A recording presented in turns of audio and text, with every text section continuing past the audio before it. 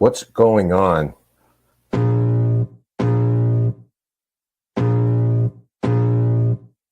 I can feel the blood creeping up from the heathens. Got will, got fight, got pride, got reason. If they wanna go eat, then you know I'm gon' feed them. If you're coming for me, hope you're ready for a demon. I got eyes in the back of my head, I'm seeing. Take me for granted and you know I'm leaving. I'ma take what's mine with the webs I'm weaving. I could take this crowd from seeing to believing. Got a taste for blood and my tongue keeps bleeding. From the words I spit, so sharp, so freezing. So cold, behold, frostbite they feeling. I could tear you apart or I could go heal them. Don't believe in fate, don't believe in ceilings. I just need a taste and my mind starts feeling. I don't pace myself, I grind on kneeling. Got lust for change, I just love the feeling. I ain't gonna give up. Got too little time, I'ma live up. Head down, push forward through the tough times. Cause anything worth doing is a tough climb. I ain't gonna give up. Got too little time, I'ma live up. Head down, push forward through the tough times. Cause anything worth doing is a tough climb. Cause I'ma live life for the fight, yeah, I'm here to get it. I got drive, got sight, always have a vision. I go by at night, I be in my feelings. I'ma be fine, need time, and I'll soon be winning. I live life for the fight, yeah, I'm here to get it. I got drive, got sight, always have a vision. I go by at night, I be in my feelings. I'ma be fine, need time, and I'll soon be winning. I can feel the blood creeping up from the heathens. Got will, got fight, got pride, got reason. If they wanna go eat, then you know I'm gon' feed them. If you're coming for me, hope you're ready for a demon. I can feel the blood creeping up from the heathens. Got will, got fight, got pride, got reason. If you wanna go eat, then you know I'm gon' feed them. If you're coming for me, hope you're ready for a demon.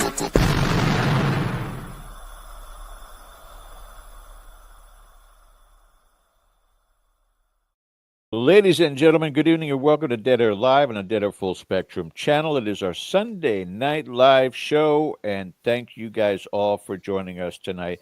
Yeah, it's the boogie music. Everybody enjoys it every single week. Everybody get down and get back up again. I'm still afraid one day that the artist is going to find out and go, halt everything, royalties. It's like, oh, God, I have to deal with that now. But thank you guys for joining us tonight for the next 2 hours in and around the discussions of paranormal and our very special guest tonight, which we'll be bringing up in just a few moments here.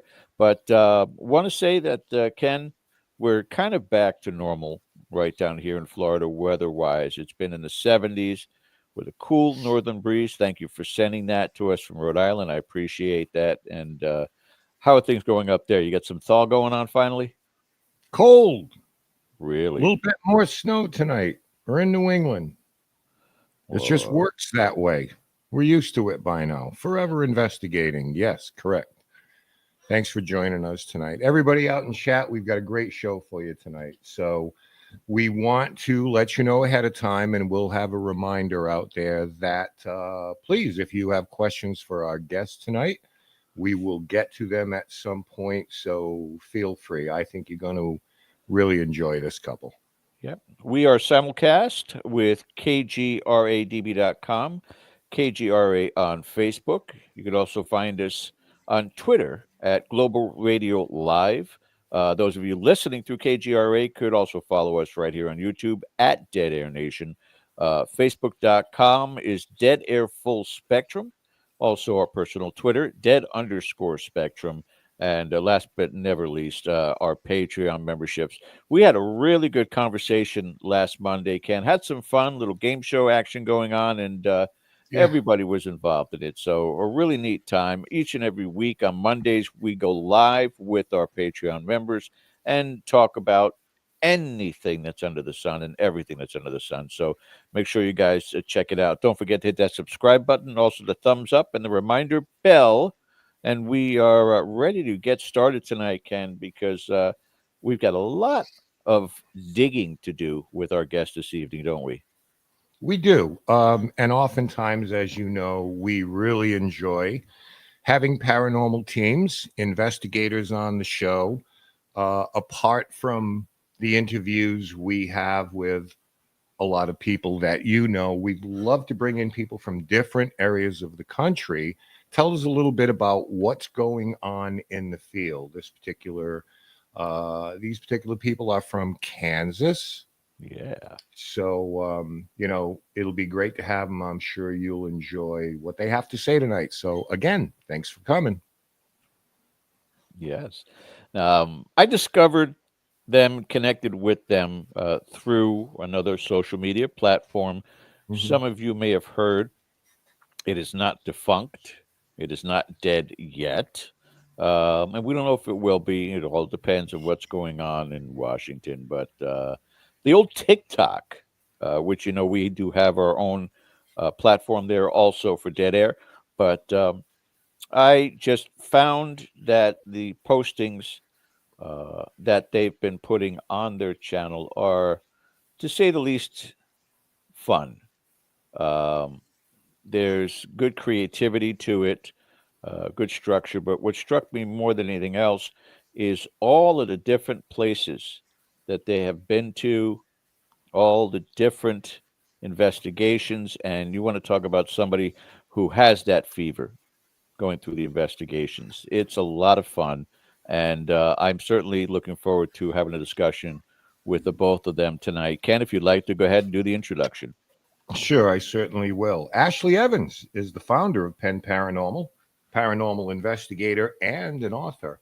Having had paranormal experiences since early childhood, her passion for finding answers has led her to accumulate over 20 years of investigative experience. As of now, Ashley is also writing her first book, a work of historical fiction based on the spirits of the McInteer Villa. Craig Evans is lead investigator for Pen Paranormal, a lifetime of experiences, including an unexplained encounter with a UAP, which I think is topical. We'll get into that. Craig is instrumental in the success of Pen Paranormal, also serving as the team's organizer and chauffeur. It's an interesting thing to have on your resume. Chauffeur. I like it. I like it. I got to get me a chauffeur, George. Without further ado, welcome Ashley and Craig. They are Pen Paranormal. Welcome, folks. Hey, thanks so much for having us. Yep, thank you. Well, great to have you here. Absolutely. Ken, I'll let you take it first because I've got to figure out why our names are not up. I'm going to go do that right now. I think it's on display, but I can take care of that. Yep, there we go. Magic. We're all here now, which is There we go. fantastic. All right. Yeah, I got some questions. Definitely got some questions, but I want to let Ken get the first swing at the bat. So go ahead, sir. All right. Well, let's start with the obvious. Everybody's got an origin story. So, how did you folks get together and decide to team up, get into the field? Well, I was in the field first. And then when we got married, Craig got into the field. So he had some experiences before we got married. We've both had lifelong experiences. And so we both had that interest for it. No. Go ahead. Okay. No, So I was going to say, what was the okay, we're gonna do this now. That's all right. There might be a delay, but this covers it too. I mean, I was going to ask about your inspiration to get into this, but I'm sure that's part of your answer. yeah, so I think people in this field enter it for a reason, and those vary. But I think a lot of us have had experiences since we were, young children, and mine didn't start any differently. I have a story of my first experience. It was really impactful. Oh, So you're it getting right happened- to this. You're getting right to this already. I love it. Go for it. Do you want me to wait? No, I want this because No, everybody's going to let's be glued after they hear this. Let's come out hard on this. Okay.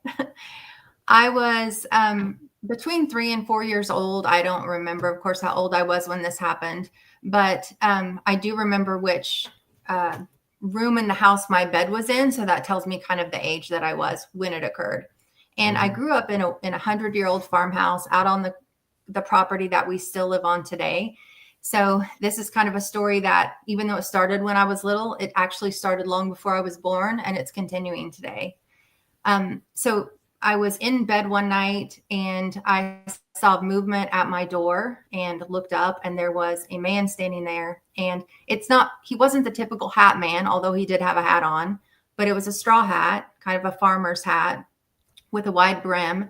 And he wore overalls, and he wore kind of a reddish pinkish shirt underneath them, long sleeved. And he just stood there for a moment and was staring at me, and I was staring at him, and just became frightened, of course, because it was my first experience. And he walked toward me. I had a little canopy bed at the time. He walked toward me. And as he walked toward me, I just slowly pulled the covers up over my head to hide myself from him. And I could feel the weight of him as he sat down on my bed. Like I could feel my feet move down. And I just lay there. It was one of those instances where you're too scared to scream, too scared to speak, anything like that. I was just literally frozen in fear. And, when I finally got the courage to pull the covers back down, he was gone. That was it. So that was my first experience. When I was 4, I lost my grandmother. She was my second experience. She touched me as I was laying in bed, and I turned quickly to look because I thought it was my mom that had come up and like touched my side. And I turned, and there stood my grandmother next to my bed. So she was my second experience. But yeah, the man I encountered first has definitely impacted probably my life, Craig's, our children. And there's quite the history there that I didn't learn about until I was a teenager. So that's kind of how that started. Now, Craig, you had an experience earlier in life too. Tell us a little bit about that. Yeah, that was more like a UFO. We lived in Caney on the State Line Road, and me and 2 other guys were riding 4-wheelers out in the pasture. So they dropped me off so they can go riding and stuff. And I look up in the air, and there was just this bright light looking thing in the air. I don't know what it was. So I ran down to where they were and got them. So we stopped the 4-wheeler and stuff. It was real quiet, and they couldn't explain what it was. I couldn't explain what it was, but it looked like it was going to land in our pasture. It was just flying over us, and nothing was falling, no noise. It was just very still, quiet, but that thing was moving. So we went to the end of the fence where we thought it was going to land at. We couldn't go any further, and that thing disappeared in like 2 seconds. It was gone in the air. It was crazy. And well, those 2 guys, the same because it's all kind of the same because you start to realize there's something else out there. Yes, definitely. Regardless of what side it's on. Now, do you specialize, for lack of a better word, in any type of haunting or any type of investigation?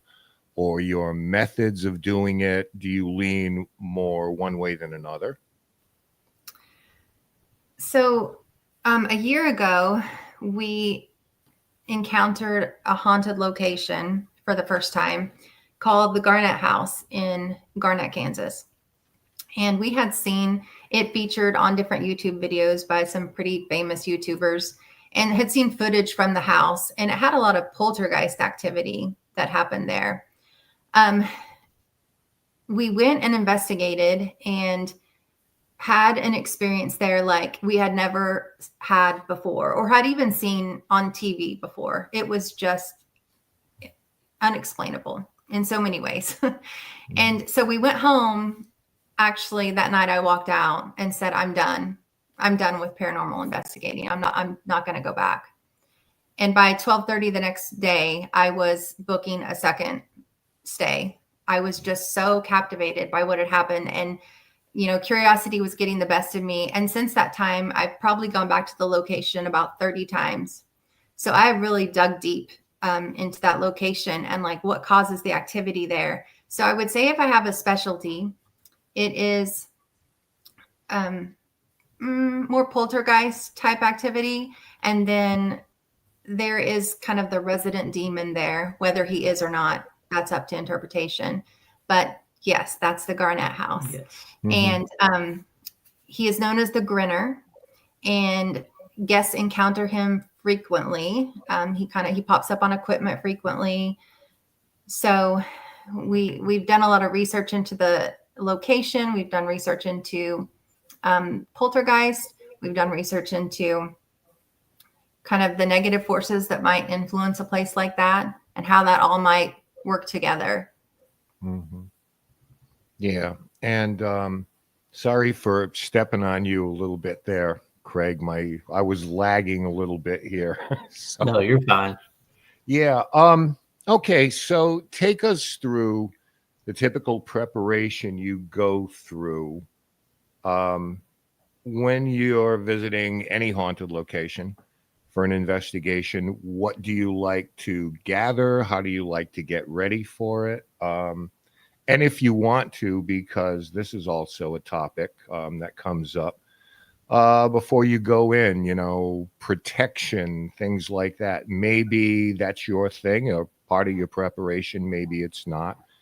But from the minute you go in, do you like to know as much about the location as possible, historically and with background, and kind of take a walk through, figure out what you need to bring with you? How does that all work out on your end? It kind of depends on the location, whether we research it a lot ahead of time, Right. would you say? Yes. Yeah. So some locations that are frequently investigated, so that would be like McInteer, the Garnett House, Waverly Hills, those types of locations. We do a lot of research, and that's because I feel like that in locations where you have people coming in consistently, that sometimes spirits kind of get muddled. And I want to focus on the spirits that originated there. Right. Who's there? Yeah. So in order to do that, we do research. Then we take that information with us when we go, and that kind of guides our investigations. As far as prep, I mean, that would be our prep is researching those locations. When it's a brand new location, like just a few weeks ago, we went to the Sleeper Mortuary. It's a brand new location in Iola, Kansas, and it's amazing. But I didn't do any research. I just walked in blind and just wanted to see what the spirits were wanting to put out there. As far as protection, we hadn't been really good about it. No. Because we typically don't encounter negative spirits, and we live in a home that's haunted, and we're just kind of used to it. So when something makes a noise or something falls or something, we hear a voice, it's just, we might glance in that direction, and then we just kind of go on with our life. It's not something that is frightening at this point. But a couple of months ago, well, not even that long ago, but at the Garnett House, I was really affected there. Now at the Garnett House, when we leave, we do prayers of protection, right, and before we go in. But I had gotten a little nonchalant about it because I do go there so often, and it feels kind of like a second home sometimes. So I was there for the night, investigated with friends, and the owner of the location not got up because I never went to sleep, but we were doing some activities of investigating, and I just got really sick and thought maybe I was having a heart attack. Like my chest was just hurting so badly. I walked into another room and laid down thinking maybe I was just tired and needed to rest a little bit. And there was like a metal folding chair up against the wall, and the chair flipped down onto the floor. And so, that wasn't restful. It just made me feel more targeted. So I walked out of the house, felt fine, walked back into the house, felt like I couldn't breathe. So I knew it was definitely the house affecting me. And I wound up having to do like a cleansing that morning, which I hadn't had to do one ever before, but I was definitely affected. Like I couldn't hardly step foot inside the house. After that. Yeah. And, Craig, when you go into places like Waverly, and you've probably had your share of them, where literally thousands of people have gone into that place and more than likely ask the same questions pertaining to the history. Do you find yourself, when you go into a location like that, just having a discussion like, what can we do differently? What can we do to kind of set us apart from the thousands of people who have asked the same questions over and over again? What can we say that might be interesting? Right. When I go in, I try to feel where the room or a room is pulling me into, and then we'll ask different questions. But like you said, everybody asks the same question. So one thing that I started asking is, what can we do for you that's in there? What can we help you with? And sometimes we get responses, sometimes we don't. But that, to me, that's a little different. Mm-hmm. Let's talk a little bit about the equipment end of it. How much or how little do you use? And do you have a certain emphasis on one thing or another? We kind of have the foundational equipment, not really an emphasis on one thing. We take, the meters in and the REM pods and the spirit boxes. We take all that in with us. And sometimes we never pull an item out to use because it just doesn't feel like that's what would be beneficial in the space. I just like to use my body, like my senses, more than anything. I find that, and Craig's kind of the same way. If we're just quiet and we really feel the space, that it pulls us the direction we're supposed to go, and then we can pull out the equipment we need to. Yeah. Do you guys feel like a lot of times less is more? Because, we all know investigators that have the back of their cars filled with things, and you're trying to walk and not step and crush on anything in the dark. Do you feel sometimes that maybe we become a little overburdened with equipment? And like you say, Ashley, we're not listening as much to our own senses. And that sense could be anything: touch, smell, hearing. It doesn't necessarily have to be spider sense tingling, but just how the human body reacts to things. Exactly. To me, that's a lot better doing it that way. Yeah. Yeah. We try not to set up a lot of things at once. We'll pull out a piece or two, maybe. But what we've noticed is the more you take out, sometimes the activity just kind of shuts down. It's almost like the spirits are overwhelmed by it. And when you think about it, they've been there a long time, some of these people. And, it could be overwhelming to see devices they've never seen before, technology that they've never seen before. Right. And then to see it all the time and consistently with groups coming in and out. Yeah, we try and go in and respect their space. Do you think it's a good idea to sometimes, and do you go a little old school with things? Could be pendulums, could be dowsing rods. And I'm not saying necessarily, you can tell me whether you approach it metaphysically or not.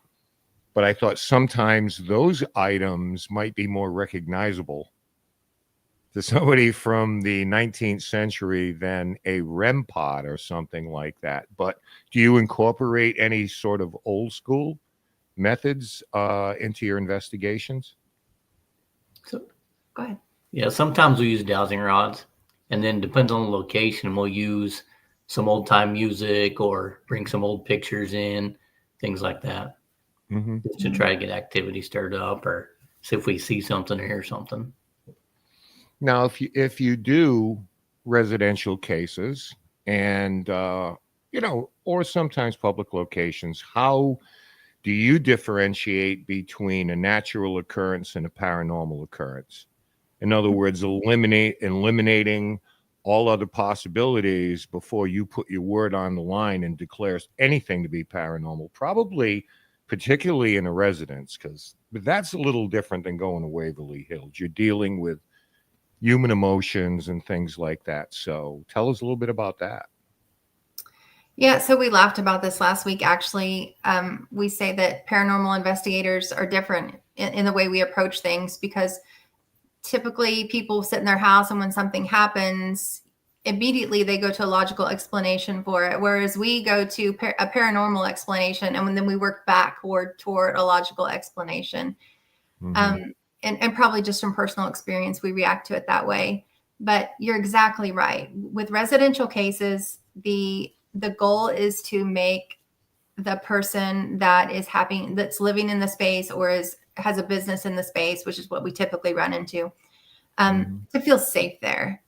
And so you do want to always look for the logical explanation, like pictures, video, anything like that. It is very difficult for me to look at something and say, I'm 100% sure this is paranormal. In fact, it's so rare that it happens. And it would have to be something that I had captured myself, that hadn't passed through anyone else's hands. Is there interesting stuff out there? Absolutely. Stuff that makes you go, and you think this is probably paranormal or could very well be paranormal.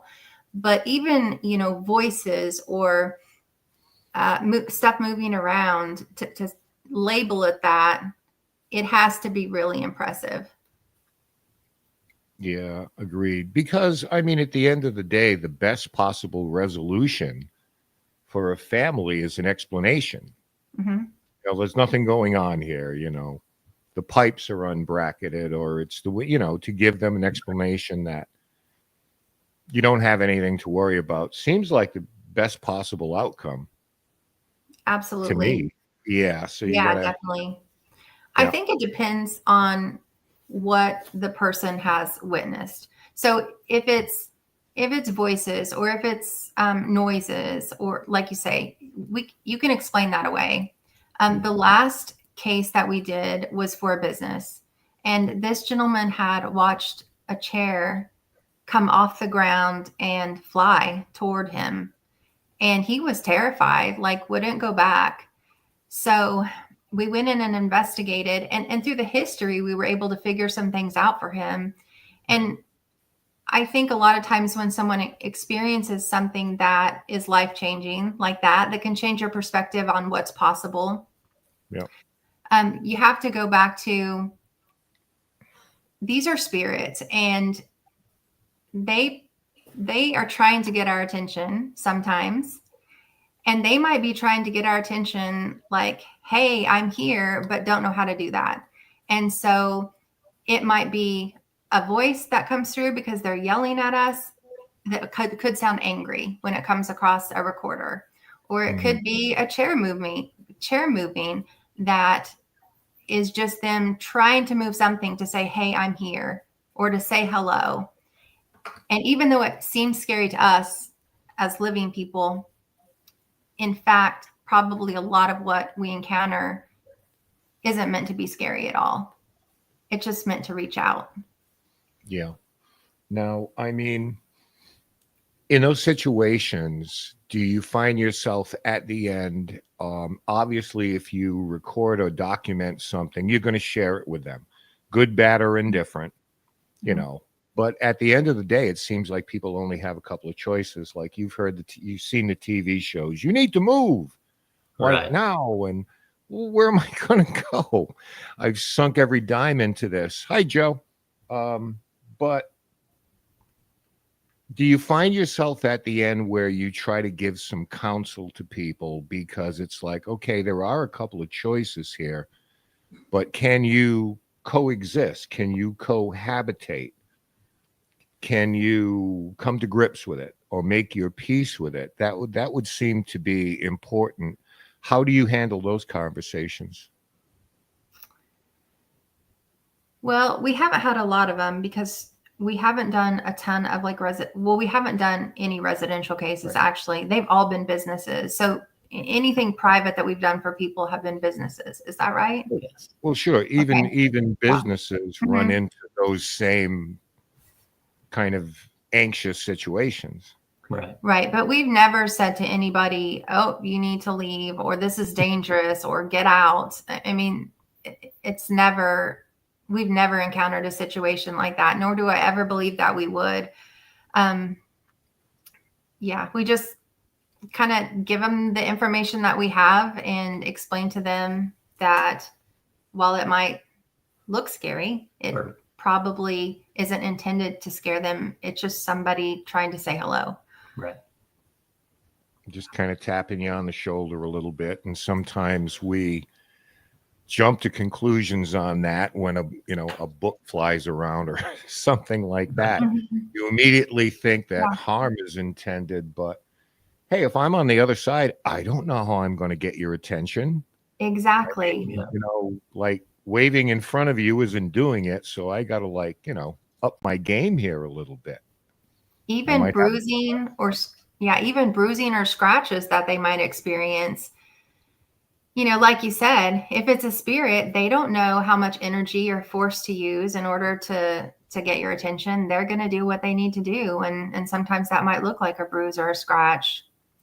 And I'm convinced that sometimes when people find coins and things like that, the best way is through something symbolic that you would know about if this is a relative or someone's close to you. Before I bring George back in here, now that you folks are in the field and you're well aware of every YouTube investigation show and cable TV show. So I wanted to ask you, as someone who's in the field, what do you think are some of, or maybe the biggest misconception that people have about what we actually do in the real world as opposed to an edited version of it? Do you want to answer that? Well, We'll get in trouble. You're going to get us in Yeah. trouble, Ken. No, I won't. No. Not here. It's not jumping around, screaming, running, big reactions.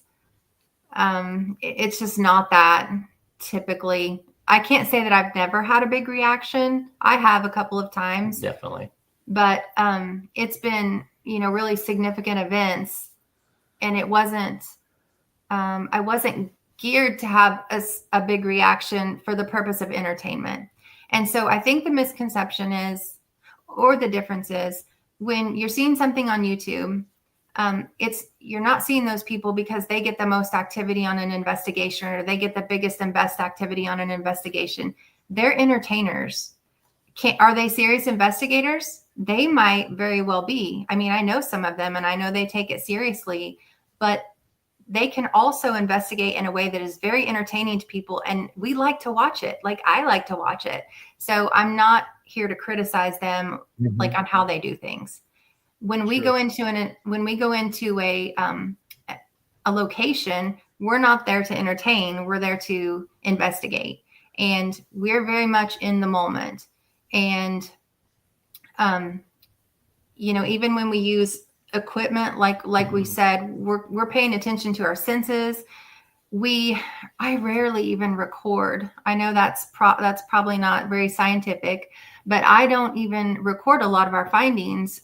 By the time we're using the equipment that we choose to use, and we're really into the conversations, the last thing I want to be thinking about is, oh, did my DVR catch that? Did I, where's my battery? We're just in it for the personal experience. Right. And this is something that, Craig talked about his experience with the UAP, but he's had experiences also as a kid in a haunted house. And it's scary. It's scary when you're a kid. And I think also the more that we go out and investigate, and the more we interact with spirits, it just becomes less and less frightening. And it's something that is very manageable. So that when we do experience things, it's like an everyday, it's just part of life. Right. It's part of life. Well, if you're going to put a video out there of you standing in front of a furnace for half an hour, trying to get a voice, I'm not saying you have to manipulate or hoax anything, but you'd better be engaging, right? You better be funny. Yeah. You have to draw people in. So, yes. All right. With that, I'm going to turn it over to George. We'll be back a little bit later. Thanks for your time, folks. George, take it away. Thank you, Ken. Our special guest tonight here on Dead Air, Ashley and Craig of Pen Paranormal. I've got to go through some of these questions here in a second. It's important. It really is important to know that we have a very, very smart crew that watches us each week. It's not the drama thing you would see on on other social media platforms. I really appreciate the audience that we have. Now, first one is pretty basic question that we come across. American Road Warrior wants to know, what does the pen stand for? Who wants to answer that? So I write, and when I was trying to come up with a name for a team, actually it was just me. And so I thought, I'm investigating in order to write about that. And so that's where the pen comes from. Okay, so it's not a location. Somebody wanted to know if it was No. Pennsylvania. There is a Exactly. Pen Paranormal and they're PENN, and they're from Pennsylvania. So you make sure you guys trademark your name, okay? Nobody steals it away. Our Patreon member and friend Sandy Andrews, going back to your childhood experience, did you ever figure out who the man was at the end of your bed? I did. Yeah. So when I was in my teens, my dad finally shared with me that the man who had owned our home had died by suicide down at the pond in front of where that home was. And he had lived there his entire life. And he had died years and years before I was born, like decades before I was born. Because like I say, it was a very old home. On the same property, when he was a little boy, his mother had acquired the help of her children, him included, and his sisters, to smother his father Ooh. in his sleep.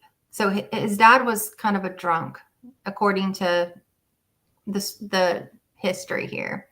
And when I say history, these are living people. We live in a small town of about 1,900 people. Yeah.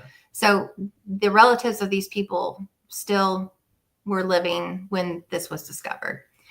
So on her deathbed, one of the sisters came clean about what had happened. So I think it was probably the trauma of that experience that caused him eventually to die, Right. to die. And according to everyone who knew him, he was a very kind, gentle, sweet man. No one that would do anyone harm intentionally. Sure. I feel like it probably was him.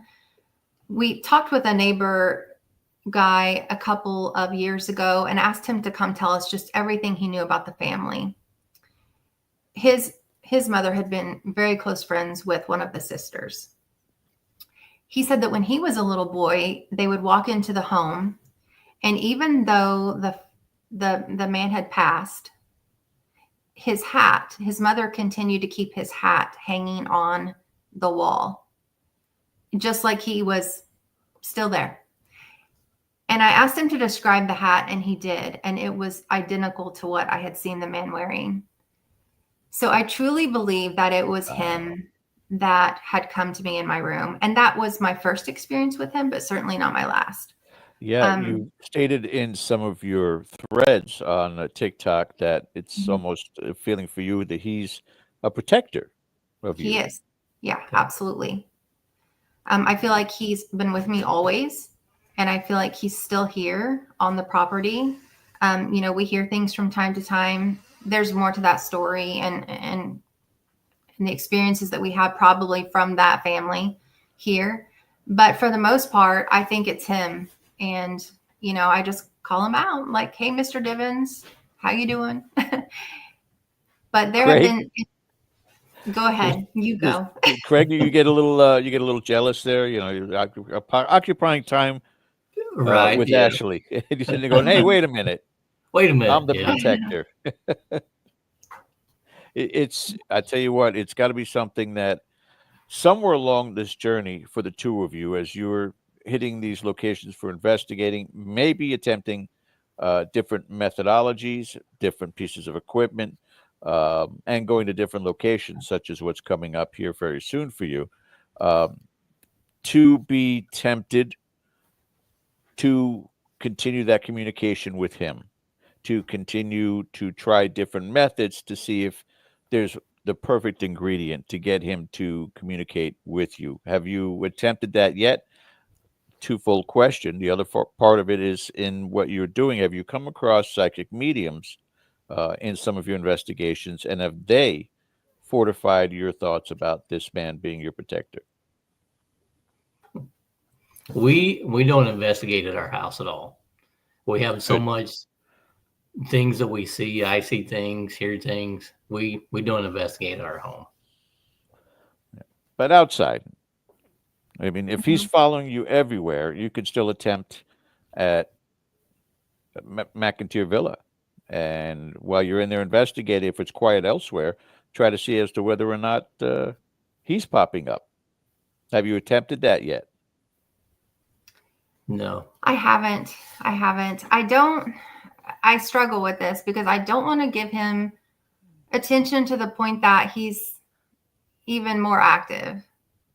Because while it doesn't bother me or doesn't bother Craig, it does bother our children. We have, 5 boys, and that it does bother them. So we haven't done that. My other fear is that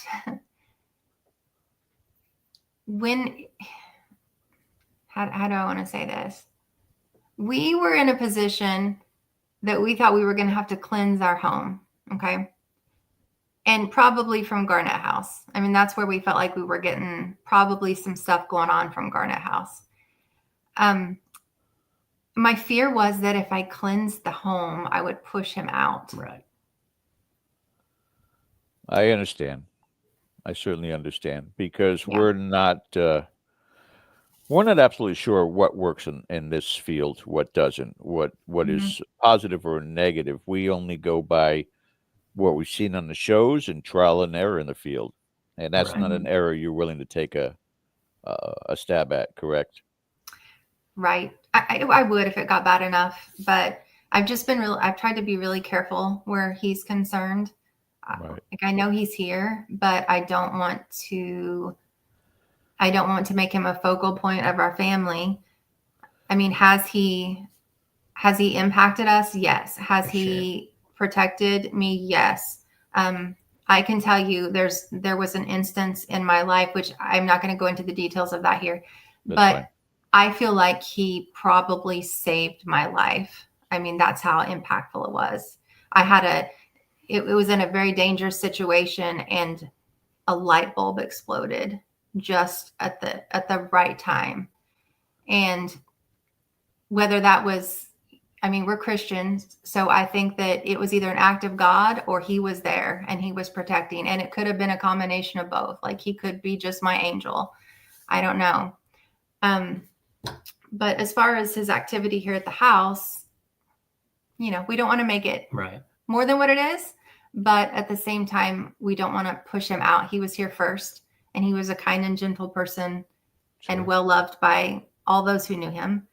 And, this is his property. It was his first, and we share it.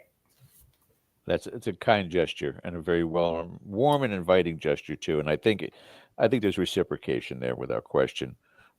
Craig, you want to attack this one? This is from our friend Joseph Freza. If the feeling you get going by a location is bad, would you still go and investigate?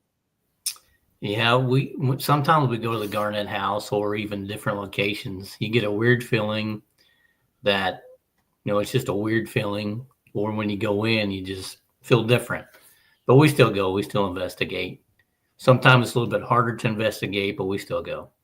No sense at this point in time that you've come across something malevolent, though, correct? No, well, maybe, but I mean, we worked through it and we talked about it, and we're good with it now. Okay. Next question. I got a few of these I want to get through for Sure. sure. It's Jeff Hilton. When the man came and sat on your bed, did someone in the family die at the time or very shortly after, Ashley? So they're almost talking about this being somewhat of a, and I think you guys deal with a whistler of doom, so to speak, at McInteer Villa, kind of a looming scenario. So did anything happen family-wise after the appearance of this man? I did lose my grandmother shortly after that. And she was, I know you say grandmother, but she was more than that to me. So she and I were very close. So when I was born, my mom got really sick and had to be hospitalized for months. So I went home from the hospital with my grandmother. She was very much that first person I bonded with and a very motherly figure toward me. So I did lose her. And other than that, I can't think of anything that would have happened around that time. But so that it was a difficult time right after I saw him. But like I said, I saw her too. Oh, you did? You saw your grandma? Mm-hmm. Yeah, when I was 4, which is when she passed, I was laying in bed and someone put their hand just on my side. I thought it was my mother. And so I turned quickly to look, and there next to my bed stood my grandmother. And I think one of the things Ken had asked, maybe it was you, had we consulted a psychic medium? Have we encountered, was that you? Mm-hmm. Right. So yes, I did. Just recently in the past couple of years, we have friends, of course, now after being in the field that are psychic mediums, but I had consulted with one, and she had said, oh yeah, you're a lighthouse. Like they come to you in your room. And I still get people that come in, but according to her, they just kind of come in and say hello. Like they just want to be noticed and want to say hi, and then they pass right back out. Have either of you in your lifetime, because for both of you, these experiences started at a very young age, what I consider to be almost a requirement when you're doing this for an extended period of time, you begin to hone your sixth sense. Have either of you increased with those abilities? Not just a sense of walking into a location and you can feel that it's haunted, but you can almost, in a sense, start to pick up on visuals, start to pick up on names or occurrences, like almost running through your mind past occurrences. Have things happened that you would have to consider to be psychic that you didn't have before, or you didn't hone that skill earlier?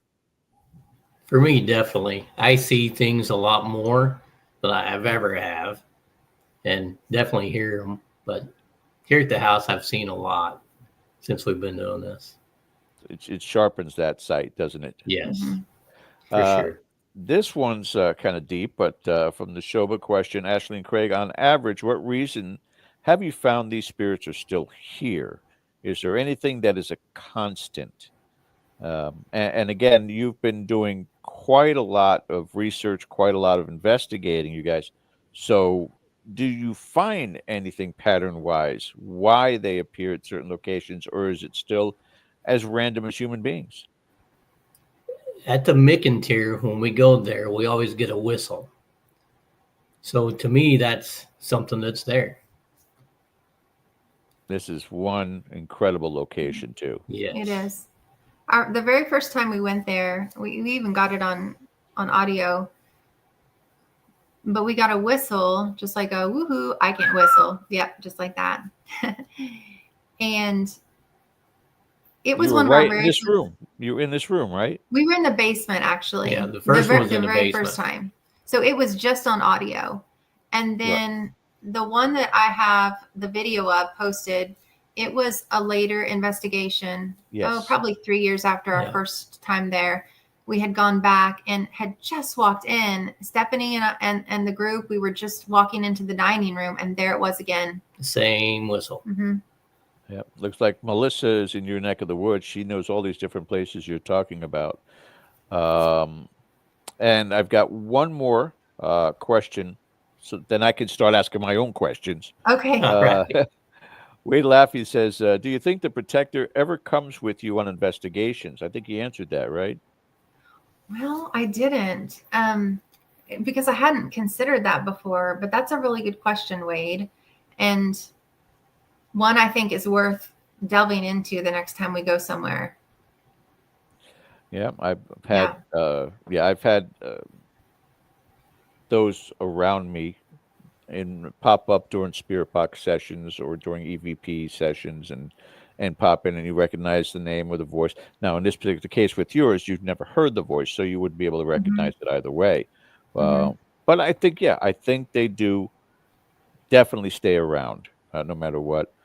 Let's talk about Craig, I am not sure. I've never met either one of you, but I'm not sure that we're seeing the real Ashley here. What I see on that TikTok page is the real Ashley. Somebody with a crazy sense of humor. Somebody who is throwing stuff up that makes me chuckle when they're doing what they're doing on that page. But I guess that combined with her obsession, which people have paranormal experiences all over the world. Not Right. everybody takes that and starts getting into the investigating part of it. Nobody has that curiosity level for just no reason. It just something grabs onto them. But when she is getting that involved in it and doing the investigating, and I know you're part of it also, but is it one of those things that she's posted the videos about? What was the one with Jim Carrey grabbing the guy with a gag behind? The one video that you had when I'm ready to go out there and do investigating. Is that Craig trying to slow you down? Sometimes it is, yes. Yeah. I have to use him in the videos because he's such a big support, and I make a little fun, have some things in jest there. But I was also raised by one of the funniest men in all of Kansas, and I inherited his sense of humor. Right. It is. It's quick humor. It's funny, and again, good editing on all of these as well, which is not, trust me, because one of the things that Ken and I talk about all the time is how much we hate editing.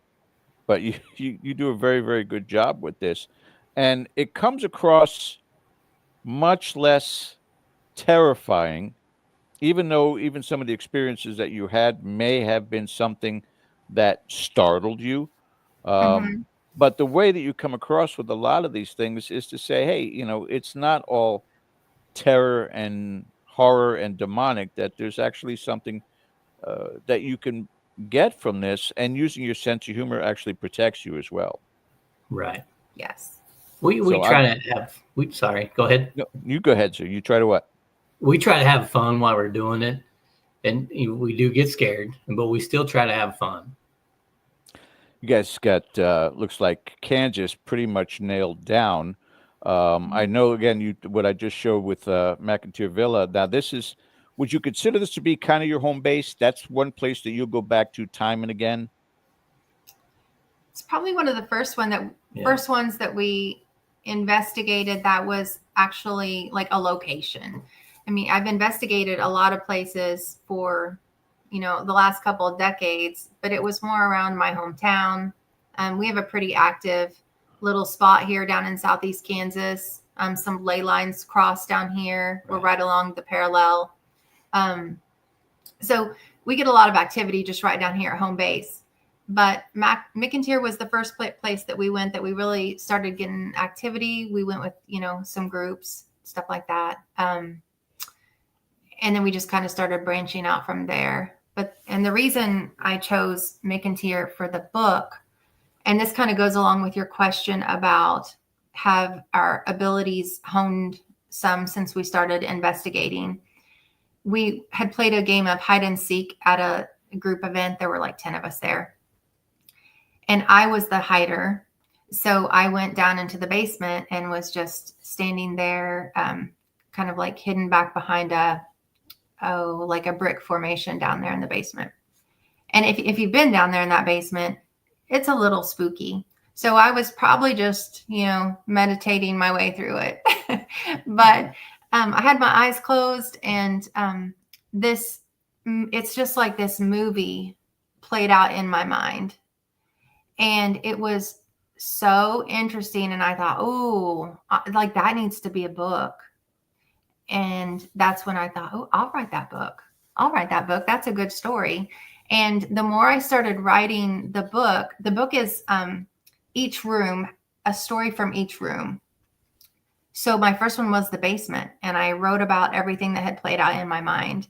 And then I went back and I sat in the attic and wrote everything that played out in my mind. And so that's kind of where I'm coming from on this. It's a work of fiction. It is based on history. It's historical fiction because it is people that have actually lived or inhabited the house at some point or another. But yeah, that's where that kind of came from. And since that time, I have been able to go into locations and try and create this blank slate in my mind. And I have been able to sometimes see things. But that's the difference between Craig and I, is he sees things with his eyes. Like he can see a spirit that I cannot see standing there sometimes. And mine more plays out like a movie in my mind. Can it, in a sense, be the perfect combo, the 1-2 punch with the two of you, in a sense that if Craig is catching spirits within his sight, Mm-hmm. and that prompts you to begin using the equipment to try and make the communication? Yeah. So Yes. yeah. And when I meditate to try and get to that state is when Craig starts seeing things. So you're right. It is the perfect combination. It's almost symbiotic. If it's activating, what he's seeing is activating you, or vice versa. Right. There's a little bit of good harmony there, which is great. I'm going to bring Ken in as we head to break here, so that you guys can stop for a drink of water, whatever that you need to do. When we come back on the other side of this, though, I want to delve into your thoughts about the community and where you all need to go here in the future, because Ken, again, up in Rhode Island, there's about 3,000 places, some of them that you Right. might know, like the Lizzie Borden House. Yeah. And again, there's so many great areas across the United States, and getting the chance to network, that's something that, we enjoy being able to provide out there. Let's say Ashley and Craig sometime wants to go out to the West Coast. There are people that we know out there. Nice. And then, if you decide that you hit the lottery, or somebody left you a lot of money in the will, and go out to Scotland and England, we've got friends out there also. And I mean, the world's your oyster when it comes to this field. Right. There's just so many places you can go to without question. But yeah, we are going to go to break right now. When we come back on the other side, we'll continue our interview with Ashley and Craig from Pen Paranormal out of Kansas. You guys, again, have any questions, post them in the chat, and we'll be back just after the break. You're watching Dead or Live on the Dead or Full Spectrum channel. Stay with us.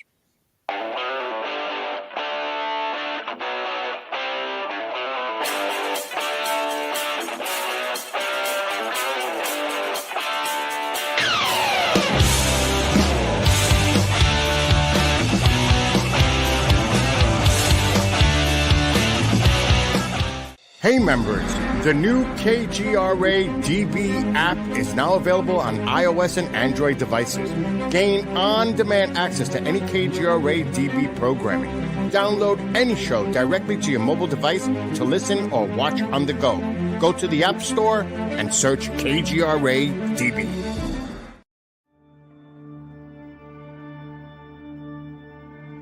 As UFO reports come in from around the world, the Mutual UFO Network, MUFON, is there. We continue to explore new cases and build our massive database. We share our information with the world in a number of ways. If you would like to be part of our investigative team, you are always welcome. What could be more exciting than exploring the UFO question firsthand? Join MUFON, find your friends.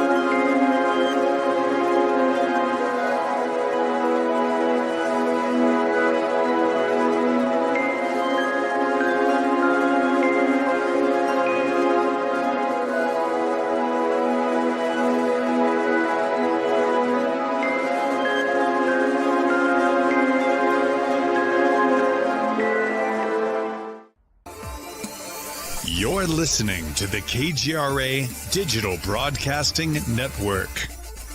We provide unparalleled coverage of trending news in the world of ufology, cryptozoology, and paranormal phenomenon.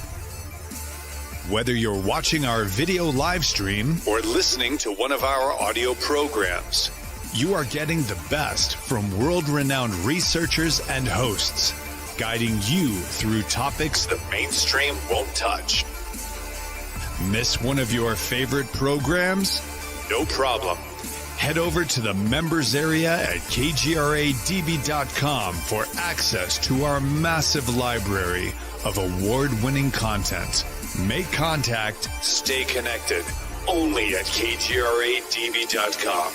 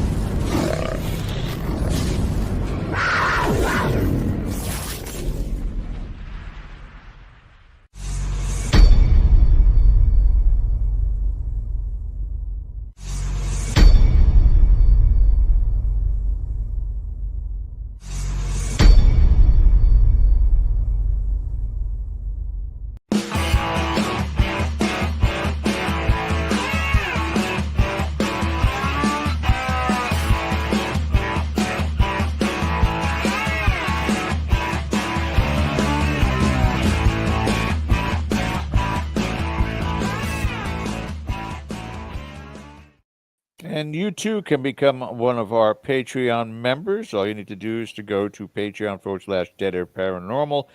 Get on this list of wonderful people that we do town hall with every single Monday.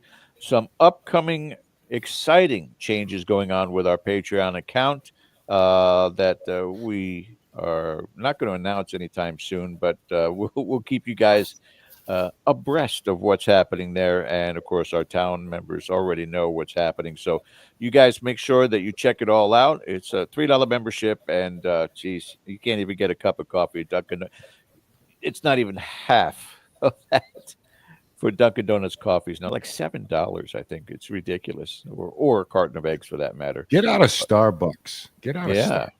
Sometimes just get them at home. Little coffee maker at home. And save you a lot of money, to say the least.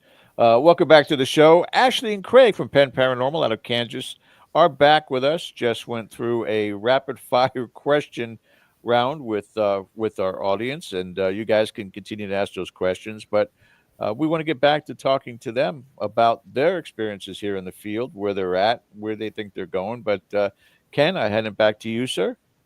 All right. Thank you very much. Welcome back, folks.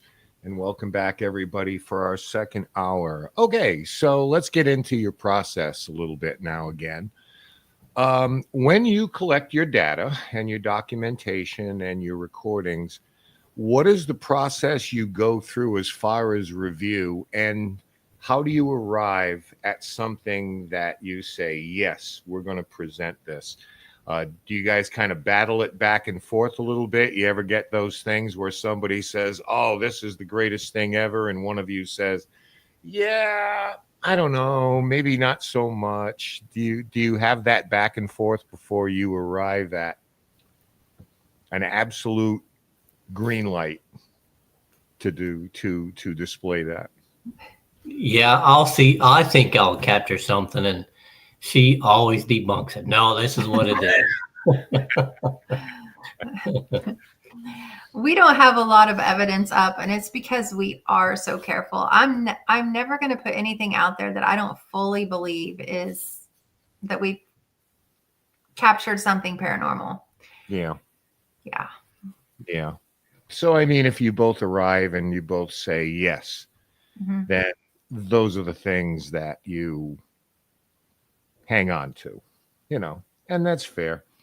Have you ever, how many times, I should say, or have you often encountered a spirit who is willingly try to communicate with you? It's not just you get a word that may be residual or a sound that may be residual, footsteps that could have happened 200 years ago, but those can also be residual. How often really do you encounter a spirit where you would have what we term intelligent communication? When we go to different locations, when actually it's in the Estes method, we always get hello, Craig, or hi, Craig at different locations. Mm-hmm. So to me, I don't know if it's the same spirit or if it's a different one, but we always get that. Mm-hmm. I think probably one of the things that pulls us to Garnett House the most is that it does have spirits that want to communicate. Like, we get some really good stuff there, and they are able to use equipment to help with that. I did a solo there over the summer, and there was a new doll that had been introduced to the house, a new haunted doll.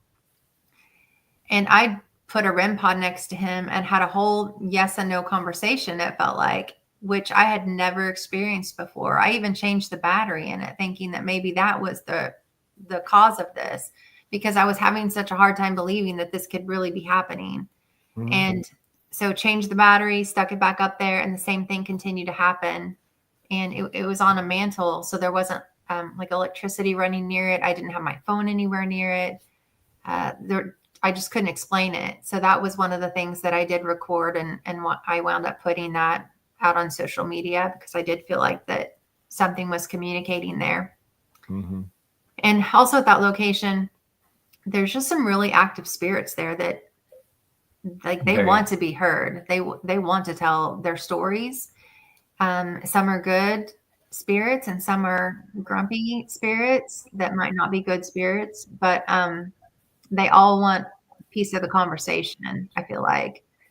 Whereas McInteer, it's very haunted. We always get activity there. But I feel like it's not as intentional there. And that could just be our experience. I'm not saying that that's everyone's experience, but it feels like we kind of catch things sometimes, or we catch a voice or catch an EVP or catch the shadow. I mean, there's frequently shadows in the hallway there. But I don't know if it's someone trying to interact or someone that's like, oh, I just stepped into the hallway and there's people there, so I'm going to turn around and walk right back out. Yeah. They brought a haunted doll in. You want a haunted house, folks, because that's how you get haunted houses. Yeah. Right. Be warned. So do you subscribe to the idea that the more time you spend in a location, you begin to build a relationship, not only with, the spirits who may be there, but the location itself. Mm-hmm. And the more you go in return, you kind of build that bridge. Maybe you want to call it trust, even, where you're respectful and you're thorough in what you do. And I think spirits may take to that. But do you find in your experience that that's the case? The more time you spend, the better the relationship. I mean, I do. And what do you think, Craig? I think so. Especially going back to the Garnett House, often as we do, it's like we're drawn there, but I think that they know us there now. It makes sense. Mm-hmm. Yeah, I do feel like they know us when we walk in. It does feel like, depending on the night, some nights it's very welcoming. Like the spirits there know us and they're very welcoming. And we were there with a fairly large group and had, well, when I say fairly large, it's not a big location. So I think there were 8 of us, which is a large group for that location. Mm-hmm. And we had several different pieces of equipment running. And over 3 different pieces of equipment, it said my name within 10 seconds. And then at the end of the night, we were running a spirit box and it said Ashley 3 times. And to me, that was just validation that it was them coming through earlier and like saying hello, like, hey, we know you and we're glad you're here. Yeah. Now, do you prefer, obviously not just for control issues, but do you prefer the two of you go into a place alone? Because, obviously you have a relationship that's a little bit different than a lot of people coming in. But do you find comfort in those kind of situations where it's Ashley and Craig and we're going to do what we're going to do unencumbered by anything else? I like taking people and showing people what we experience. To me, that's funner than going by ourselves, but sometimes it is nice going by ourselves. Mm-hmm. We have a pretty close-knit group of friends that investigate together. And Wade, he's one of those. But I think we have a lot of fun together. And I think sometimes just when you find that right group with the right dynamics and you're out there having fun and you're laughing and joking and like stuff starts happening. Well, I think a little humor goes a long way. Yeah, definitely. Right? Because you're there for a long time. And, maybe or maybe not, somebody in the group is on edge, not necessarily you. But to just, have a, good humor, goodwill, right, have fun, that, alleviates, any anxiety anybody has. Now, I have to ask you this as Christians, what are your thoughts on demonic entities? I mean, are they real or is it more a religious construct? It doesn't sound like you have encountered any, if at all. And I know in almost 50 years of doing this, I get that question a lot. And people are surprised when I say, you know what? I don't really think so. So what are your thoughts on that? Because I'm sure as investigators, it's going to find you or you're going to come across it at some point. Right. And we've had even if it's just someone who tells you they believe that something malevolent, something evil is in this location. Yeah. You want me to take it? Yeah, go ahead. Okay. So we do believe that they exist. I don't believe they hide out in empty basements, dark basements. I think if you're looking for something demonic, you're going to look in places where people can be influenced because they're going to try and create chaos and those types of things. Yeah. So have I encountered something demonic? Absolutely. I have, but it was not in a haunted house. It was years ago. Yeah. And I feel certain that I did encounter something demonic. It took years to kind of work through that situation. At the Garnett house, like I said, there's kind of that resident demon that people call the grinner. I think he's definitely negative. And I think there's the potential that it could be something demonic, but like, I can't say that from personal experience. However, we do have dear friends that have experienced it there and experienced it as something that they truly believe to be demonic. And, these aren't friends that are new to the field. These are friends that have been there for years and years, longer than we have probably. And so when you have people with that type of experience that say, this is what is happening, and this is what, I've seen and heard outside of just this house, then it tends to make you believe that the potential is there, that it could be. Sure. Mm-hmm. Now, I think I know the answer to this. Obviously, you probably don't think spirits are tied to locations, that they can travel because of your own experience with that. Mm-hmm. But often we hear about, and we hear this from psychic mediums a lot, that spirits are trapped here. They're confused. They're grounded. Where do you come down on the idea that spirits have free will and are not necessarily tied to this place, as opposed to, I don't know if you can put a percentage on it or anything like that, but how much credence do you put in the idea that's, spirits are trapped? Is that something that you think is normal, or do you think that's a very rare thing? What I see here at the house, I think they pass through. So to me, they're not stuck in one location or in one spot, but Mhm. some of them may choose. I think that they choose to stay there. Like, Texas, the Grove in Texas, in what's that town? Jefferson, Texas. There's a lady there, and I think she chooses to stay there because that was her home. Mm-hmm. So I think they travel. Yeah. But even the choice to remain in a place still signals free will. Yes. And Yeah. I do believe that they can come in and out. And there was a moving experience. Sunflower Paranormal was a part of that. And our friend Leah Rivers, who's a very talented psychic medium, was working with the spirit of a young boy at the mortuary, and he was remaining back, like he wasn't moving on. And another little child kind of helped him move along, but it wasn't it wasn't that he was stuck. Okay. I'll say that he wasn't stuck. Mm-hmm. He was fearful.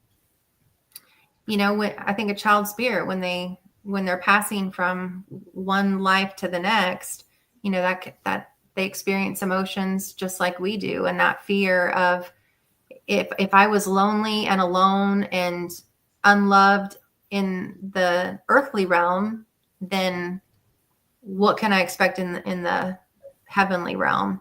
Mm-hmm. And so it was just that assurance to him that, yes, there were people waiting for him that loved him and would take care of him. And he passed over. Now, we've had activity from the same little boy the last time we were there. So did he stay there? I don't know. Is he passing back and forth? Maybe. It's hard to know, but from our experience, it's not like a permanent thing where you pass into that realm and you're stuck there, or you stay here because you're stuck here. It's a fluid situation. Yeah. Do you, because we love to label things in the paranormal, whether it's intelligent, residual, demonic, poltergeist, we love to categorize things. It makes us feel like, we have it all together and we figured it out, Mm-hmm. Yeah. But do you often come across locations where there is a combination of residual as well as intelligence? I mean, I would think McInteer would be a perfect example of that. I think they have a lot of residual activity there. Mm-hmm. But also intelligent hauntings. I feel like a lot of what you see, especially in big places like Waverly, where a lot of people pass through there, that you probably see a lot more of the, or less of the intelligent haunting, although it's there. I mean, it's there, but I think a lot of what you catch as far as like shadows and things like that, you tend to see them in the same spaces. Teams tend to catch those in the same spaces a lot of times. Right. Yeah. I mean, so have you ever captured a piece of evidence that truly shocked you? There may be many, but does one stand out for you that maybe you weren't expecting, or not frightened you necessarily, but just, one of those moments where you throw the headphones off type of thing? Have you had any of that? And if so, could you, not giving us a location if you can't, but can you kind of describe it? Mine would be when we took my parents to Jefferson, Texas at the Grove. It was a true haunted house, and the guy was on a tour in the middle of the day, and my dad was in the dining room, or a room before the kitchen, And we're both standing there, and Dad, he was elbowing me in the side, talking to me. And we watched this lady appear. It was already appeared, and she was carrying a candle, and it was flickering. You could tell it was definitely a lady in a long white dress. And she was walking across the room, and she disappeared out the other wall. To me, that was my most fascinating experience. And my dad and I both saw that. We didn't Two of capture you. it, but We that didn't was capture awesome. it, but It was really neat. yeah. Ashley, something else, something different?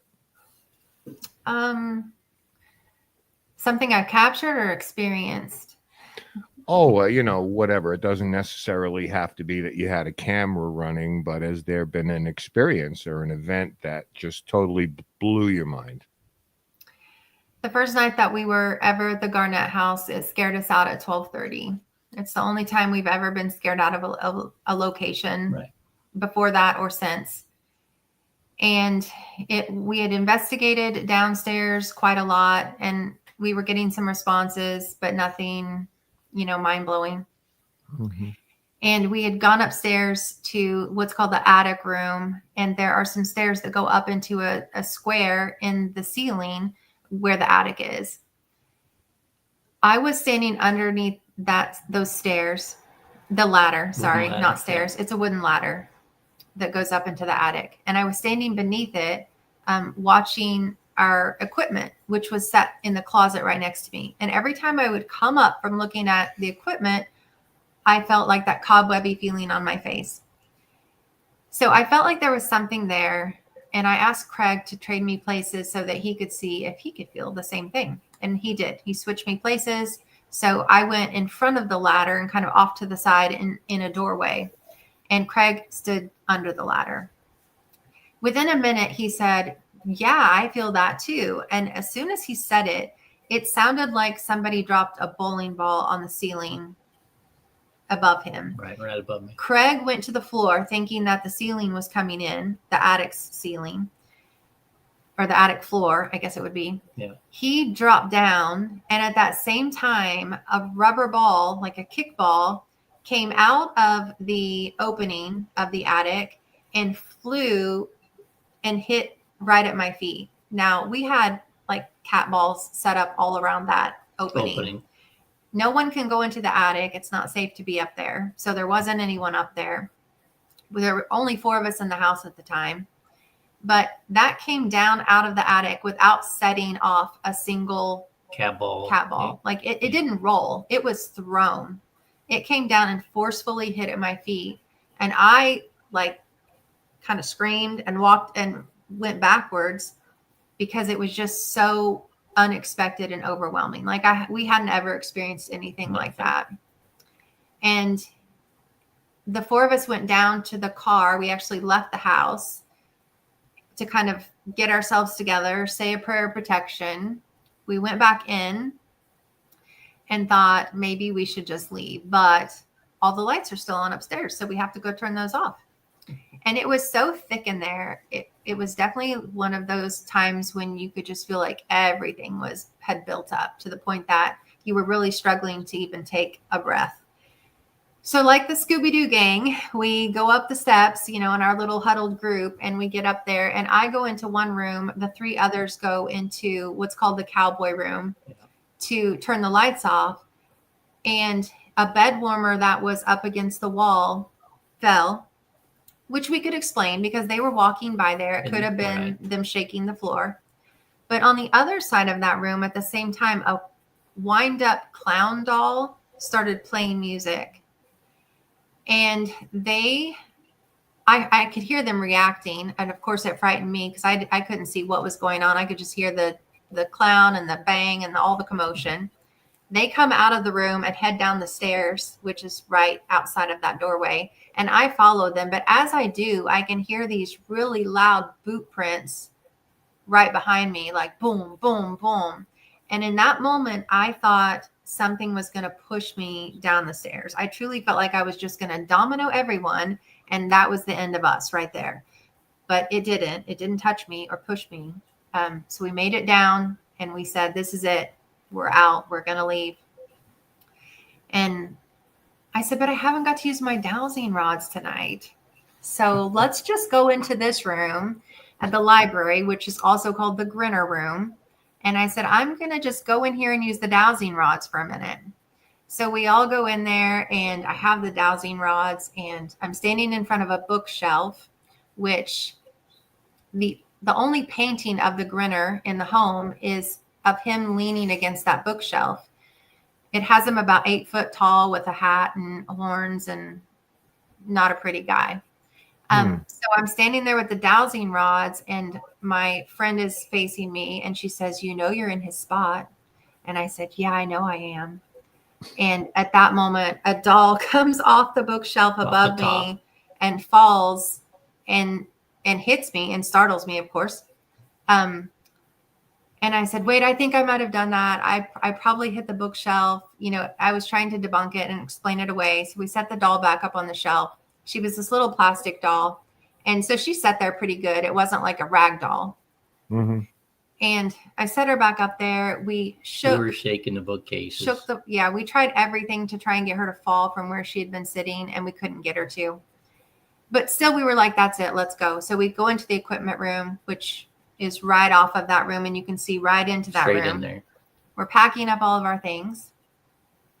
You finish it. So we were packing up, and our other investigator that was with us, she was elbowing me again. Craig, look in there. That bookcase is moving. I said, Kate, we're just scared.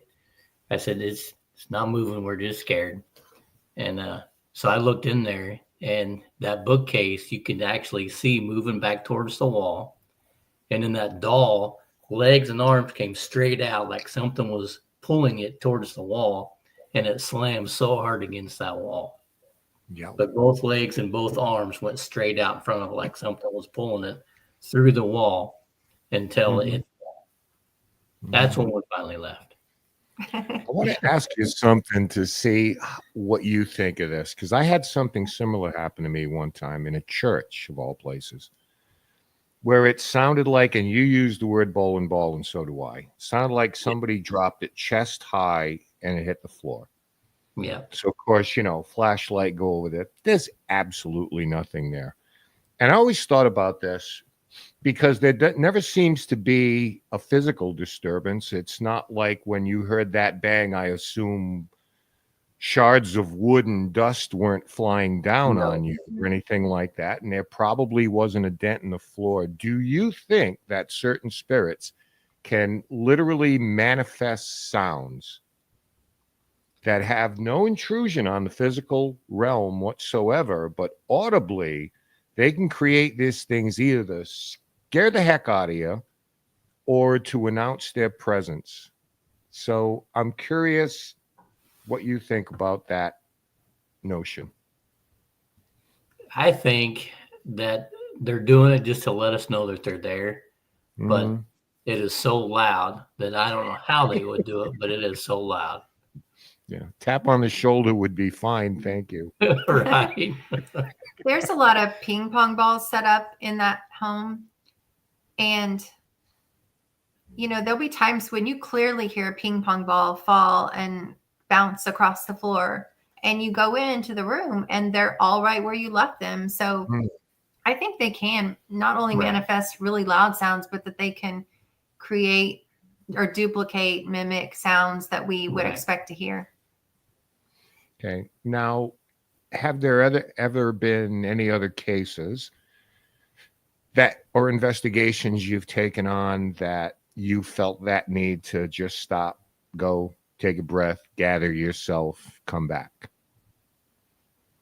No, that's the only place. I would say the only other place that made me feel like I wanted to leave would have been the Jefferson Hotel in Jefferson, Texas. But unfortunately we were checked in.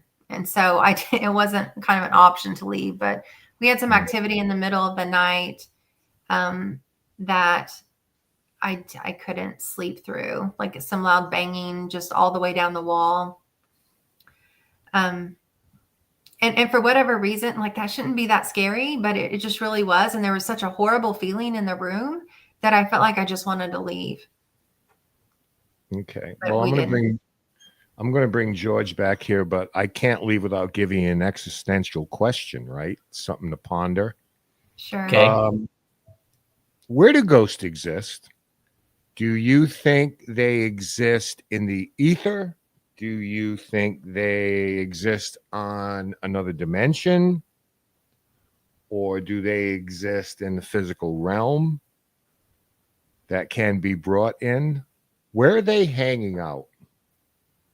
In your opinion?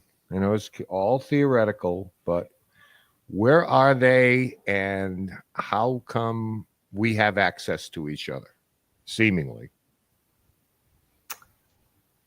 So my opinion is that it's not one exclusively. Mm-hmm. And here's where I get this from. And I'll bring my religion into this, but I don't push religion on anyone, but just this is my personal belief. So there's a scripture in the Bible that when Jesus was baptized, heaven opened and God expressed his pleasure that had happened. Heaven isn't some faraway place. Like literally the sky opened. So I feel like the spiritual realm has to sit just right there. Like it could be right here and all it has to do is split. So I guess you could call that another dimension, but also that they can pass into our world and kind of go through that membrane and be, one place or the other, or they're not confined to a human body. So maybe they can split. Maybe, they remain there while there's interaction here. I don't know. That's an interesting question. Sure. And I know it's the one we'll ponder till we find out for ourselves. That's it. Because we've had spirits tell us, do you remain here? No. Why are you here? Because you called me. Mm-hmm. Right. Oh, okay. That makes sense. Yes. All right, George, I'm going to throw it back to you. We'll be back to say goodbye, folks. But thanks again. Thanks, Ken. Yeah. So we've been doing certain themes over the past few months. 1 month we did haunted locations, then we did true crime, and this month is all about the teams. As we have our very special guest tonight from Pen Paranormal, Ashley and Craig. Next week, Sherry De Benedetti from Ghost Hunters will be joining us. The following week after that, a new team called Saw Paranormal. And finally, ending it off with Mandy from Ghost Girls, also a social media individual. So make sure you guys do click that reminder bell for those upcoming events. So let's talk the social media topic with regards to this, because again, you're on a platform, and I'm sure that your life is full with 5 boys, paranormal investigating and writing. But when you do surf these channels, what contribution and what negativity do you feel comes from what you're seeing posted online right now? Both of you can answer that. Go ahead. Because right now, Craig, you're on the spotlight with all the UFO stuff. So with what you're seeing out there right now, does it contribute or does it what's the word I'm looking for? Detract from what it is that we're doing in the field? I think it contributes. I mean, it's all fascinating, and it's stuff that I've seen you can't explain. So Brings awareness. It Yeah. hypes people's interest in it. for sure. Yeah. I can honestly say this. I am pleasantly surprised at the perspective that both of you bring to this field. And I know that sounds a little bit presumptuous of me, that we expect that the teams out there are cookie cutters of what is on television and what is on social media. But those are two different perspectives. What you just said right now about how it contributes to the field is something that we've been saying for the longest time, in the sense that, yes, there are some really bad fakers out there that are out there only for viewership, out there only for likes, in views, and that includes mainstream media.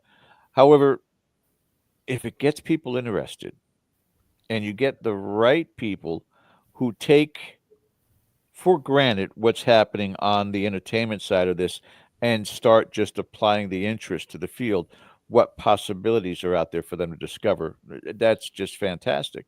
The second part you said earlier on with Ken that I was really impressed with as well was that we use equipment, but we don't really focus on documenting it. And right now, there's enough battle going on, which I'm sure, again, because you're on social media, that you can contend with and have experienced and witnessed yourself, where people are brutal to other people online. Mhm. You post your evidence out there, and it could be something that is profound, and just for the sake of ripping into you, people will rip into you. But the one thing they cannot take away is that personal experience. Right. Exactly. Mhm. And that cobweb experience you had, I had at Trans-Allegheny Lunatic Asylum. It's real. And I It had is real. somebody else. There was a young boy that was there, and it was his graduation from high school going into college. And he asked his mom, I want to go to a haunted location, Trans-Allegheny. And they came. And up to that point in time, he had no experiences. And so we were in Lily's room on the first floor, left wing. And I was doing this test through this room and felt the cobwebs on my arms and had him do it right after. Same thing that Craig did. Yeah. And he had the same sensation and was elated. And you just saw his face light up, that it wasn't just a waste of a night. So those personal experiences change a person. Absolutely. Yeah, they do. A picture does not, a video does not, an audio does not. They could sit there and exclaim and wow, that's amazing, but it's not the same, certainly not the same as picking it up with your five senses Right. and Yes. knowing that there's no other explanation other than paranormal. Mhm. So I commend you both for those mindsets, for certainly what you have the possibilities of going down the wrong rabbit hole in this field. No question about it. Too many do. So to stay that course, kudos to both of you for that. I Thank really you. Thank appreciate you. that. Thanks. We appreciate that. That being said, you mentioned Waverly earlier. Do you have dream locations that you guys are looking to explore perhaps in the next year? It's on your bucket list, both within your region and coast to coast. What places have you thought about? Have you discussed? Even if you said, I don't know if we'll ever get there, but man, that would be a cool place. Name some of those places. What's interesting to you? Trans-Allegheny actually is on my summer wish Right. list. Go. Yeah. I mean, Go. you can just, wow, just by looking at it, you can almost feel the energy that has to be there. It's amazing. It is. Comfortable shoes. Wear comfortable shoes.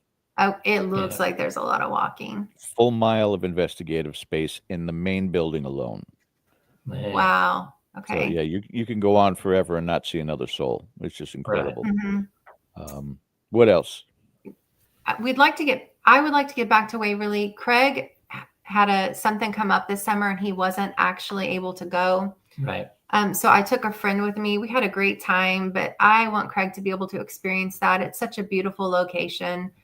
I'm as much about the aesthetics of a place and just the people you meet along the way. I think I've said before, my favorite thing about being a part of this community is the people we meet along the way.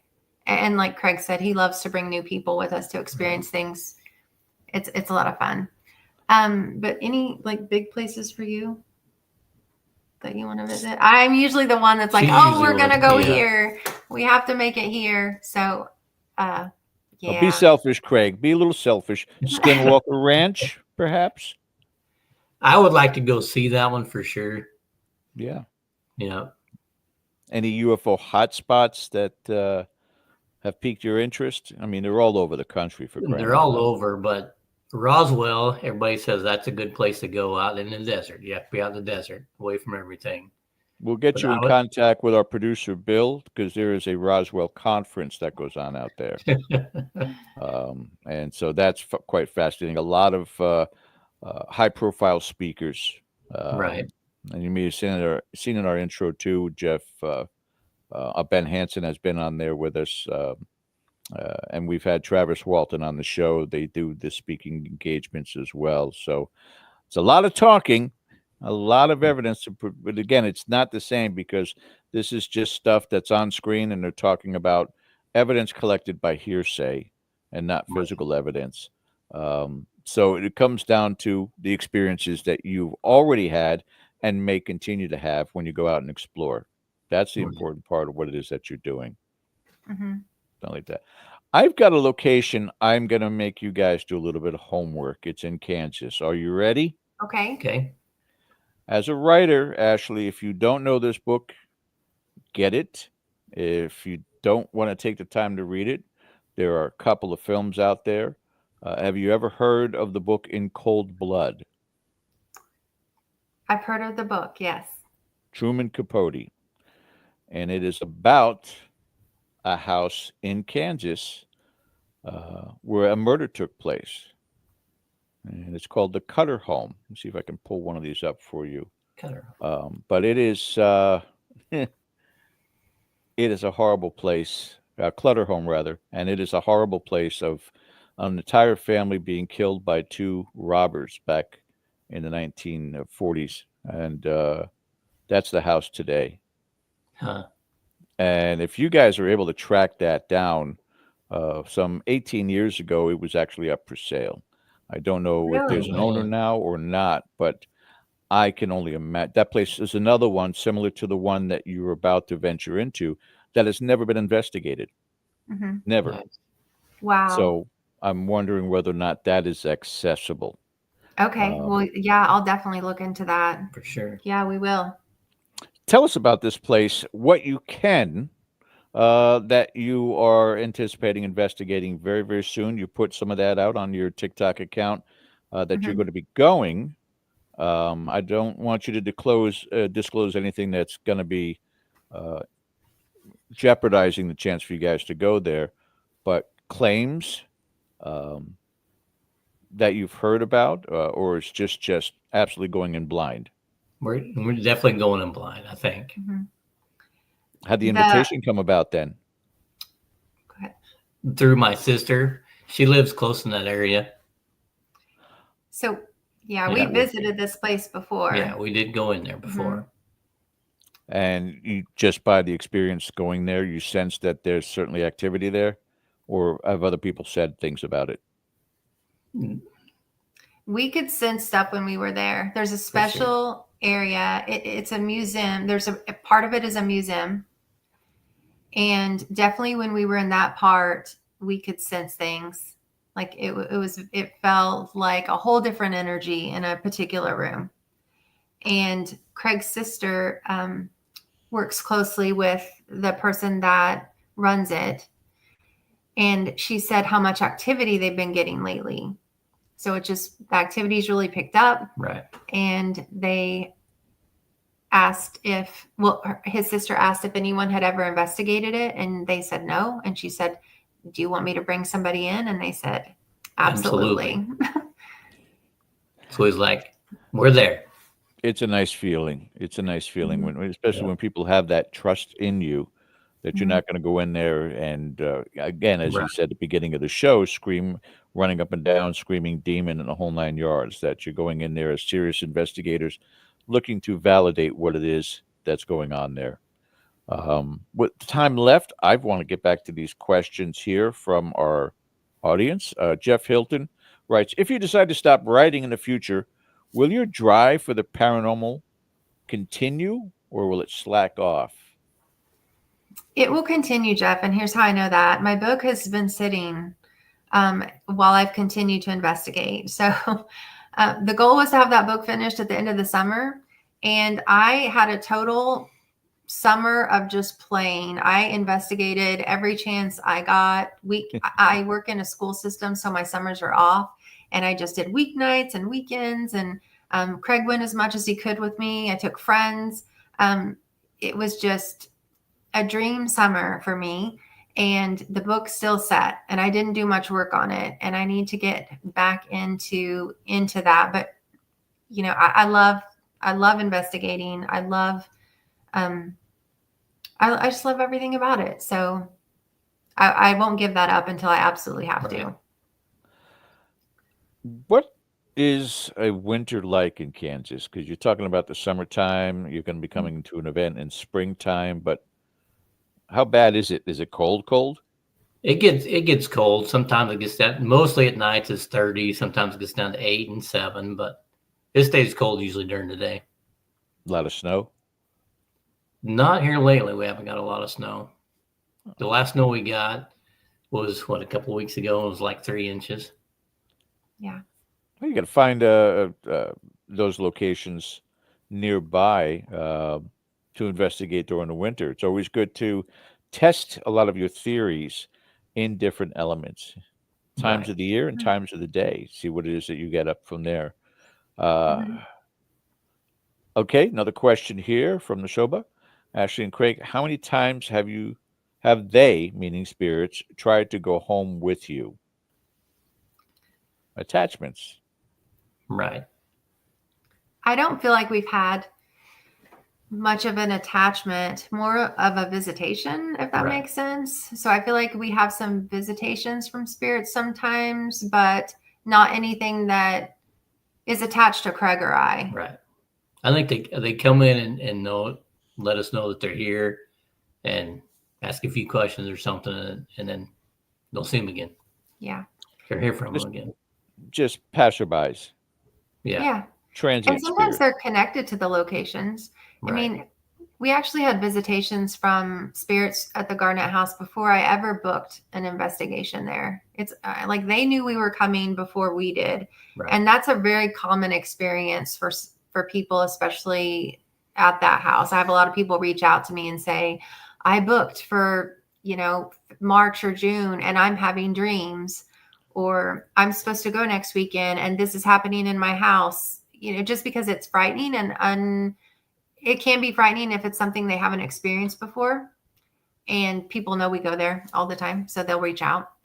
But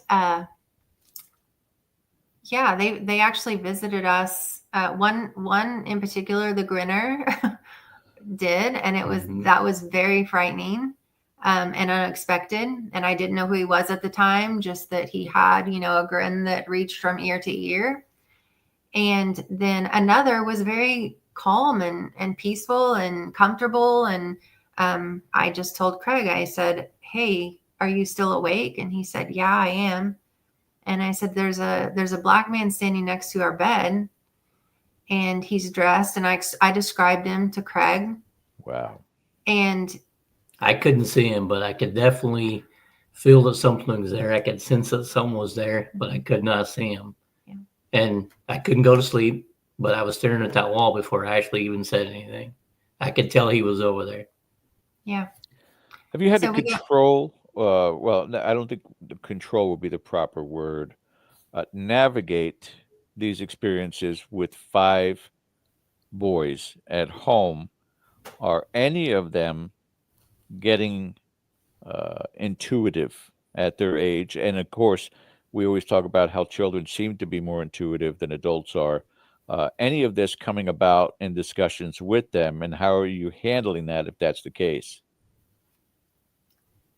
They so they aren't all at home anymore. Some are grown. The one that most recently left the nest, he is our most intuitive. Right. He's our middle kiddo. I feel certain if he developed his abilities, could be a very gifted medium. He can see and hear things that other people cannot. He's had experiences with not just the paranormal, but also has had experiences with seeing things in the forest. So what he believes or what people would call a Sasquatch, or probably a dog man more like, but his intuitiveness leads him to believe that it's other things. nothing like demonic or anything like that, but just very connected to the earth and maybe people who lived here before civilization, modern day civilization. So he's super gifted. But it's scary for him, and he pushes it away. He doesn't want anything to do with it. We of course have had lots of conversations with him to try and alleviate his fears, but he just doesn't want anything to do with it. Well, I don't know what is in the Kansas water, but I visualize the two of you having kids between 5 and 12, not growing up. Good genes in the two of you. As I bring Ken back on, this is a perfect time to get into this final question also. And this is from American Road Warrior, specifically for Craig. Your unexplained encounter with a UAP. You want to address that? Yeah, you want me to tell it again? Yeah. I probably stepped all over you, Craig, when you were trying to, when my computer froze up here. So all right. Hit it with it. Hit us with it again. Yeah, we was back. I think it was late junior high, probably. I can't remember the year, but we lived on our farm here in Caney, and me and the two other guys I was with who was out riding four-wheelers. So they dropped me off, and we had made a track out there, and they were racing around the track. So I look up, and there was this bright, shiny thing. It sparkly, I guess you could call it, but it was very fascinating.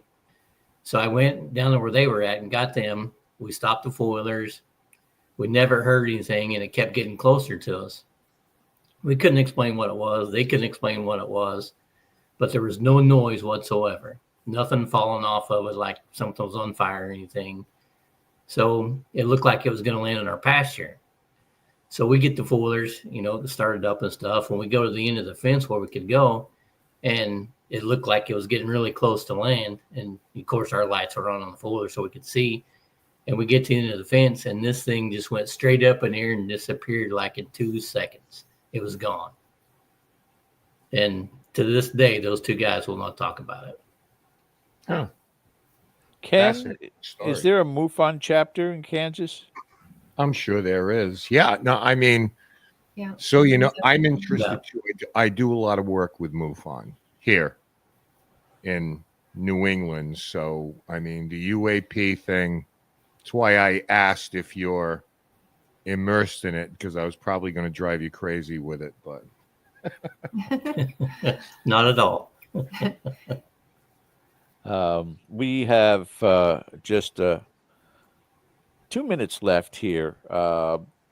Besides this investigation coming up here at undisclosed location, what are you guys' plans further, including on your social media page, Ashley? We're going to go to McPike Mansion and investigate there. We're going to the Castle House in Brumley, Missouri. It's, I think, a fairly new location. So we're going to go there with some friends. The summer, we usually travel with a group, and that's when we hope to get back out to Kentucky and maybe Tennessee and up into Indiana, those places, and hopefully over to Trans-Allegheny. That would be awesome. So that's kind of where we are. And I don't do a whole lot on social media. I do enough just to kind of keep up with everyone else, but or with the low performers. I just do what I have to do to stay out there. I don't put a whole lot of time and effort into it. So because really we're just in it for the love of what we're doing, which is going out and investigating and meeting people. You've been invited to New England, Rhode Island especially. Nice. And I can tell you, if you ever do, I'll set you up.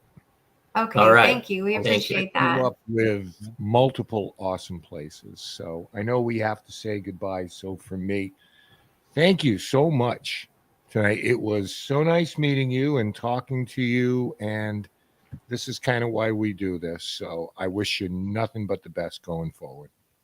Thank you. Thanks. Thank you, we appreciate this opportunity. It's been a lot of fun. Yeah, and don't forget the advice that I gave you on the TikTok thread about the most essential piece of equipment when you're ghost hunting? A very wealthy team member? I know. We're still looking, but we're taking applications. Right. Grab onto that. Ashley, Craig, thank you guys so much. We wish you the best here in 2025, and do keep in touch with us. Love to have you come back and tell us some more ghost stories. We really thank you so much for being here. Thanks. All right. Thank you for having us. All right. And that does it for us guys here on our Sunday night town hall tomorrow evening at 8 p.m. And thank you guys all for joining us again. Don't forget, as you're exiting, hit that like button. We'll talk to you real soon. Ashley, Craig, don't hang up. This is signing off. We're Ken DaCosta and George Lopez. Thank you for watching Dead or Alive. We'll see you all next week. I see her rolling up, Uber black Cadillac, high heel boots and a sexy body full of tats. Baby's bad, oh baby's hella bad. After her there ain't no coming back. Wanna take a run at that. I think she's feeling me, turn it up a few degrees. My imagination of her body gets the best of me. Oh gosh, she's such a tease, bitten lips.